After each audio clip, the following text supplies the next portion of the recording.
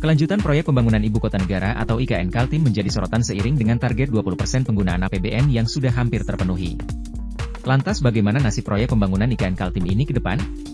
Pengamat tata kota dari Universitas Trisakti, Nirwono Yoga menilai melepaskan IKN Kaltim dari status ibu kota menjadi pilihan logis dan realistis. Menurutnya, meski pembangunan Ibu Kota Nusantara IKN bakal dilanjutkan, namun pemerintah tak menempatkannya sebagai proyek prioritas atau proyek strategis nasional PSN. Nirwono mengaku, hal tersebut telah ditegaskan oleh Wakil Menteri Keuangan Wamenkeu dan Menteri Pekerjaan Umum PU yang bilang bahwa pendanaan dari anggaran pendapatan dan belanja negara APBN terbatas sehingga pembangunan IKN akan melandai dalam 5 tahun ke depan.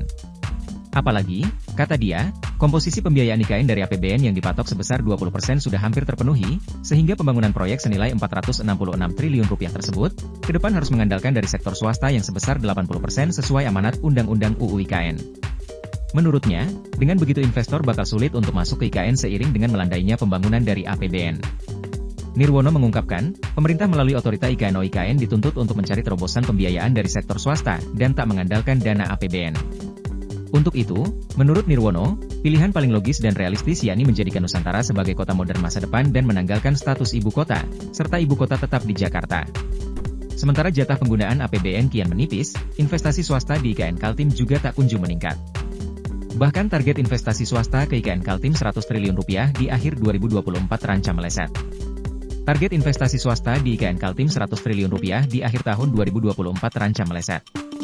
Realisasi investasi swasta di IKN Kaltim hingga saat ini masih berkutat di angka Rp58,4 triliun dari pelaksanaan 8 kali peletakan batu pertama atau groundbreaking proyek.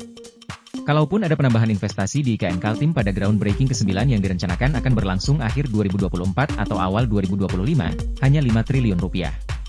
Tambahan investasi ini, menurut Deputi Bidang Pendanaan dan Investasi Otorita IKN Agung Wicaksono sudah in proses.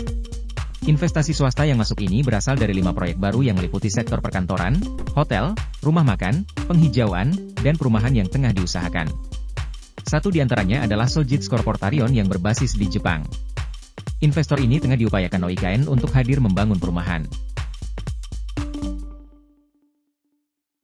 Download Tribun X sekarang, menghadirkan lokal menjadi Indonesia.